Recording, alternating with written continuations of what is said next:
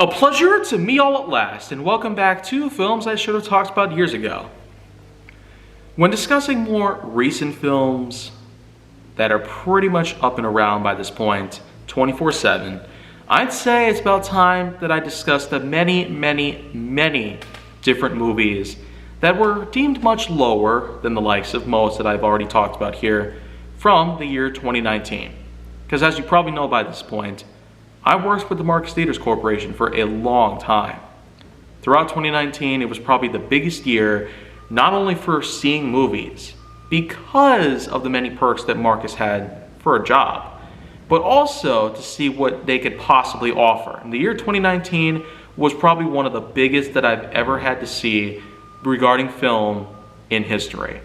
But this year certainly has shown to be quite a huge undertaker. And it has certainly overthrown 2019 by a long shot.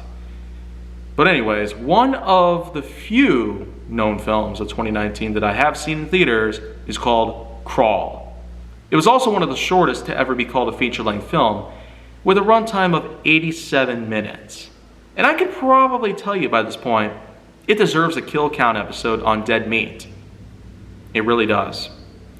Brightburn was another movie that's covered. I'll talk about that tomorrow, but for now, let's get back to Crawl. Released in July 2019 at the same time of other films like The Lion King 2019, as well as instances of other movies out there, it pretty much is what you think it is. It's a movie surrounding a flash flood. A flash flood that basically encompasses the southeast of America. And what we get out of it is not only a huge rush of water surrounding a large house that is about to crumble from its own weight and from the rain above, but it's also being infested with crocodiles. That's right, a crocodile attack. So if you thought that the likes of Rogue, Lake Placid, and other such movies that detail crocodiles as killers were pretty impressive for the most part, here we have a more recent iteration of a crocodile killer movie, Crawl. It's just simply what it is. Crocodiles technically crawl, with their semi-sprawled stance being out like this. But in this instance, I'm not really seeing a whole lot I could talk about, because all it is about is it's just a flash flood that brings in a bunch of crocodiles, and the characters in it have to survive, the human characters, so to speak. So there's just not really a whole lot I could detail, other than the part that, well, some injuries are inflicted and the crocodiles come in with a lot of force. The force of their jaws are immense. The size of these crocs are almost inaccurate by any means. A lot of them aren't typically 70 to 80 feet long, but in this case, we do technically have something that technically regards a bit of an inaccuracy here.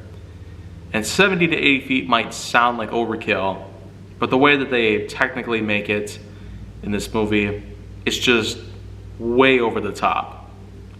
But by the end of the movie, all seems to be well, and all seems to be fixed up. But again, crocodiles invade a home, they have to survive against it. There's not a whole lot I could discuss otherwise. I kind of liked it for what it was, but it showed to be a bit boring and a bit repetitive. There wasn't a whole lot of horror inflicted in this as opposed to others that we've seen throughout this point in time. But it is still fair to say it does all right for a crocodile killer movie, and crocodile killer movies have been more abundant in recent history as opposed to what we've seen back then. Sure, the likes of Lake Placid, Rogue, The Cave, and pretty much a lot of other movies, and even video games, have depicted crocodiles as mean killing machines. Probably for the best, because human attacks by crocodiles or alligators are pretty big news. So what's my scoring on this one?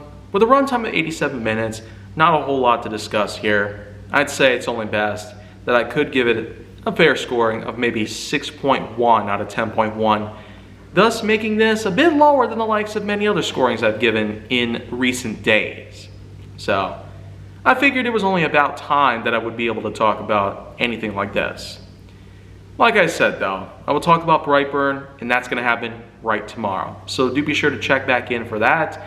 And also make sure that you like, subscribe, comment, follow me on social media, and stay on the Hollywood side if you'd like to see more.